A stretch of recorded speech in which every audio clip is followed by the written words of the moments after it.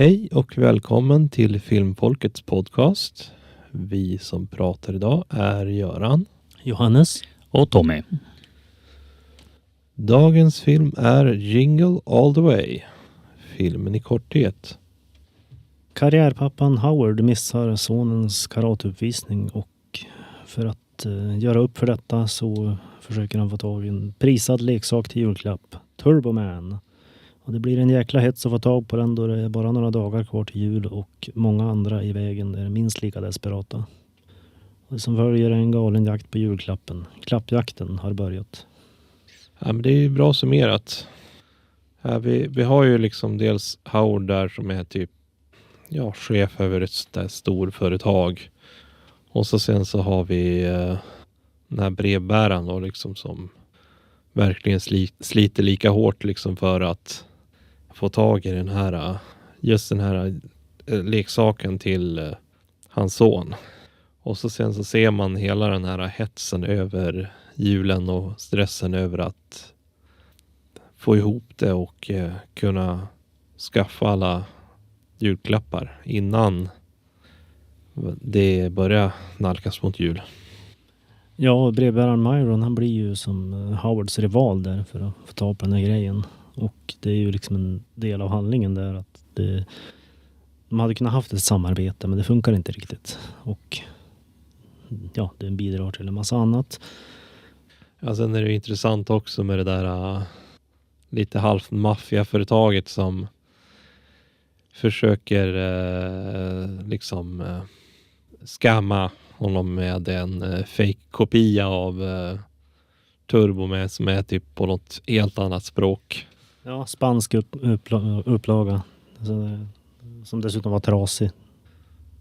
Såna här galleriatomtar som hade gått samman och i princip snott grejer från butiker för att sälja vidare.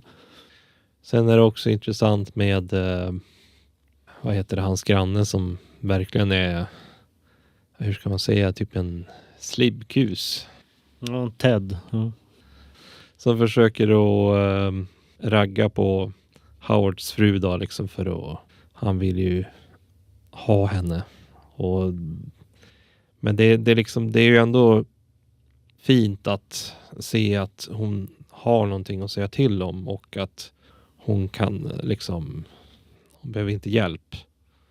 Utan hon slog ju till honom med den här kaffetermosen och han förtjänade ju det hela. Ja, det är ju som ett drama där att Howard ser ju flera gånger genom fönster och så här att han är på frun och det blir väldigt han tolkar mer än vad han bör, om man säger så. Och sen liksom får ju hon etablera att nej, så är det absolut inte. Sen är det också kul med alla såna här typ cheesy one-liners i den här filmen som put that cookie down och liknande. Men det är ju ändå liksom en kul grej med själva filmen. Ja, om jag säger så här, det är ju en film som är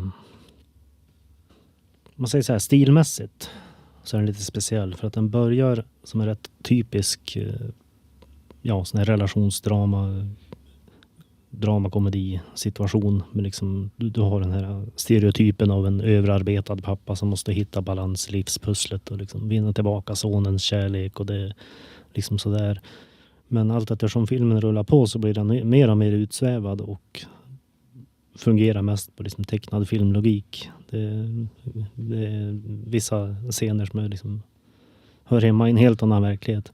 Det blir ju ren slapstick-komedi liksom emot slutet där liksom.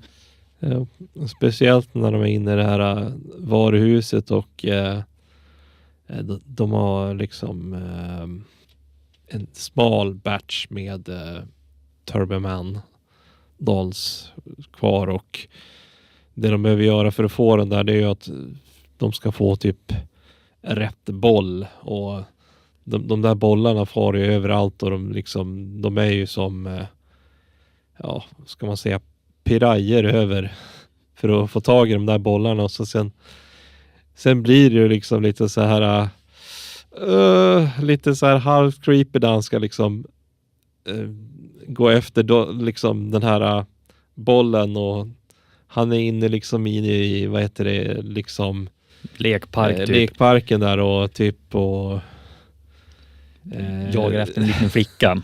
Ja, jo precis. Och så säger han, ja men jag vill bara ha den där bollen för att kunna få den här, vad heter det, The Torbenmalm-doll liksom. Och det, ja, det visar ju hur mycket han vill liksom få tillbaka hans sons kärlek. Men det är intressant. Ja, det är en film som är klart kritisk av konsumtionssamhället och stressen. Och det vrider det då effektivt till humor. Och det här är ju ett resultat av Chris Columbus som också var inblandad i Gremlins. Som skrev om manuset specifikt för det. För att det är inspirerat av hans egen kamp att få ta på en Buzz Lightyear-figur julen 95. Så det är liksom en satir på den plågan. Det gick väldigt snabbt för dem att göra filmen i så fall. För, ja, den är från 96. Så, ja. Ja. För de säger Toy Story var väl 94. Julen 95 där för figuren. Alltså, ja. Specialeffektsmässigt så tycker jag var intressant att se den här renen som skulle överaggressiv varelse. Och då i vissa scener så är det ju en ren då, de har tagit dit och filmat med. Och i andra scener är det helt uppenbart en docka då, som de har. Jag tror inte det finns någon riktig översättning på det, men animatronic, en sån här mekanisk maskin då, som är klädd i päls så att den ska se övertygande ut. Men den agerade ju mest som en vildsint hund. Arnold sa ju det också när han blev attackerad av en good doggy. Det var ju också en annan scen där när en av gångerna när de skulle försöka få tag i den här actionfiguren, att de var ju på en radiostation där för att och det visar ju sig att det enda de kunde få, det var ju liksom en sån här Presentkort. En kupong. Och så sedan så försökte ju, vad heter det, den där brevbäraren hota med att ja, men jag har en bomb. Och så sedan så när han springer iväg och upptäckte att det verkligen var en bomb, då är det liksom kul med när han sa bara, so it was a bomb. What a sick world we're living in. Det är också sån här, en annan av alla de här cheesy one-liners som liksom kommer in i filmen. Så att det är kul. Men om man ska se det där i lite mer verkligt, så de där två, Myron, brevbäraren och Howard då, skulle nog inte haft en sån jättetrevlig jul tror jag. För jag tror de skulle nog fått ganska långa fängelsestraff för just den delen. Ja, minst sagt. De har nog i alla fall ett stort antal dagsböter att invänta efter den här kalabaliken. Ja, det är ju bara någonting som kan funka i en film. Det är då man liksom kan tämja på gränserna på vad som är logiskt och inte. Men det såg ju fortfarande ut som att brevbäraren var på väg till fängelset i slutet. Ja, han blir ju arresterad där. Så att, ja. Ja, de har ju också lyckats få med liksom väldigt passande musik till själva filmen. Ja, jag skulle ju säga det. Att det är ju en julfilm i grunden. Och så de har ju arbetat in en del jullåtar och i passande scener om man säger så. Och så orkesterarrangemang på det då, för eget soundtrack på det. Så tycker jag det är roligt hur de har byggt upp den här populärkultursstrukturen kring Turboman. Att de har en sån här ledmotiv till tv-serien och de har byggt upp liksom, ja, filmen inleds ju med liksom ett avsnitt av Turboman på tv. Och det är ju liksom en, vad ska man säga, klart inspirerat av tidigt 90-tal, lågbudget tv typ Power Rangers. sån här överspelande och så här. Det är riktigt underhållande att se liksom. Det är kompetent och återskapande. Fundera på vad är det som skulle kunna gjorts annorlunda och övriga tankar? Jag tror för tidsperioden och just handlingen i filmen så tror jag nog att det här var så bra den kunde vara. Det var inget problem med specialeffekterna och manuset var ju roligt och jag kan inte komma på någonting som skulle ha riktigt blivit bättre utan någon ändring. Nej, men jag håller ju med. Det är liksom, det speglar ju liksom tiden och man ser ju att filmen har liksom ett par år på nacken när man ser dels att han ringer från en sån här telefonkiosk. Och skulle det vara idag så hade det varit från en mobiltelefon. Ja, och gått in i en fysisk affär. Ja, dagen innan juldagen skulle väl varit en sak, men nu för tiden så beställs ju det mesta via internet. Ja, och så sen så är det ju det att jag tror nog att det är väl inte riktigt lika mycket som man köper för att man ska få på julafton, utan det som jag tror mer är populärt numera, det är ju att man får liksom presentkort eller att man får pengar så att man kan handla på, ja, alltså det vi kallar mellandagsrean. Jag vet inte om det är typ en grej i resterande värld, men Jag skulle inte vilja påstå att barn i den åldern som Howards grabb var skulle varit jätteglad över ett presentkort, och jag hade inte blivit glad över det i alla fall. visserligen, men jag tror att det är bara liksom en tanke från min sida att jag tror nog att tiden har ju ändrats lite grann. Att man kan ju få tag på saker på helt andra sätt än vad man kunde göra på när den här filmen kom ut. Ja. Men då gäller det ju som sagt att man ska vara ute i god tid också, inte som Howard gjorde och sprang ut liksom samma helg så gott som. Ja, gäller ju likadant idag liksom. Alltså är det en produkt som är populär, då ska man ju vara ute i god tid. Mm. Ja, det är en del av handlingen där också. Att hans fru har ju förväntat sig att han ska ha gått och köpt den här actionfiguren för typ 2 veckor sedan. Men i och med att han är så karriärinriktad så har han ju glömt bort det helt och hållet. Så det Arbetsnarkoman liksom. Ja, precis. Det är därför han måste ge sig iväg typ nästan på julafton. Det var ju som på grabbens karate-lektion och grejer i början av filmen också. Hans Howards assistent eller vad det var fick ju liksom, det stod ju liksom, ja men du måste väl röra på det nu, liksom, du kommer ju bli sen. Men han vägrar ju fortfarande inte liksom lyssna på just det. Vilket ledde till hela filmen. Ja, sen jag tyckte det var intressant den här scenen innan julparaden. När man har som ett första persons perspektiv från Arnold då, hur han leds igenom den här vad ska man säga? Backstage-området. Ja, i princip. Så det är en ganska intressant sätt att bygga upp en sån scen som ska leda till en annan. Liksom. Det är snyggt uppbyggt. Jag gillar det också. Scenen när han börjar flyga. Liksom man såg ju ibland liksom, när man faktiskt fick se Arnolds ansikte i kostymen, liksom, hur det var liksom green screen eller något liknande sånt. Men när man väl fick se den liksom, på avstånd hur han flyger och sånt, så tyckte jag det ändå passade väldigt, väldigt bra in. Nej, men vad jag skulle säga var ju att Myron här, det är ju komikern Sinbad.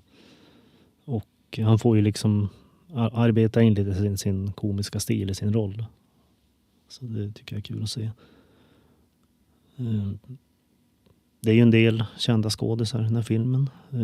Grannen Ted, det är ju Phil Hartman som är bland annat känd från Simpsons. Och sonen Jamie, det är ju Jake Lloyd som sen spelade Anakin Skywalker i Phantom Menace 3 år senare. Jag har Jim Belushi som galleriatomte och Också Vern Troyer som spelar Minimi i Austin Powers som minitomte. Fast jag tror inte att han var med på eftertexterna. Han var ju en ganska liten del i fighten där också med tomtemaffian. Så kanske därför han inte riktigt fick en kredit. Nej, han hade ju ingen talroll om man säger så. Ja, men jag tänkte det var ju ändå komiskt när de stod och väntade för att komma in på, jag vet inte om det var första affären, och när brevbäraren börjar liksom att prata om att allting är liksom en propaganda med allting, och han liksom blir så himla arg så att han nästan börjar strypa liksom en dam av misstag. Men det var väl också liksom ett komiskt drag med filmen. Jag tycker att han var absolut bäst i filmen egentligen. Absolut roligast i alla fall. Ja, men om man sätter en stor upp komiker i en komedi så får man ju vissa resultat där. Och så gillar jag ju givetvis på slutet då liksom som en extra scen bara liksom när de sa typ ja, men när du ändå har gått igenom allt det här liksom för att fixa det här för din son. Vad har du skaffat om mig? Och så sen så blir det liksom inzoomat på hans ansikte. Det är liksom Oh no. Det är liksom verkligen on point. Ja, det är en film som har mycket bra komisk timing om man säger så. Jag vet inte, kan ni komma på något mer eller? Säger det att den fick ju en uppföljare också. 2014. Dock med helt andra människor inblandade. Så att, ja. Jo. Det var ju någonting som vi pratade om innan, att det känns ju som att Hollywood verkligen vill casha in på att göra såna här uppföljare på filmer som var så pass bra som de är redan och kanske inte behöver ha någon uppföljare, och sen så blir det liksom bara så bombar de liksom totalt. Och de får liksom inte in det de har lagt ut. Så att ibland så kanske det är bättre att låta saker och ting vara som de är. Men det är det som är lite sorgligt. Ja, annars har jag inget att tillföra. Ja, men då är det väl eventuella idéer till nästa gång. Och vi har väl pratat lite grann om ett par idéer. Bland annat där liksom med Predator, Naked Gun och Casablanca. Jo, men visst. Det skulle vara intressant att se fortsättningen på Naked Gun medan vi har det i minnet. Absolut. Vi ville ju börja på Alien-filmen också. För att komma någon gång till Romulus. Jag tänkte om det inte är något mer så får jag önska er hej och gör för den här gången. Ja, hej då. Hej då.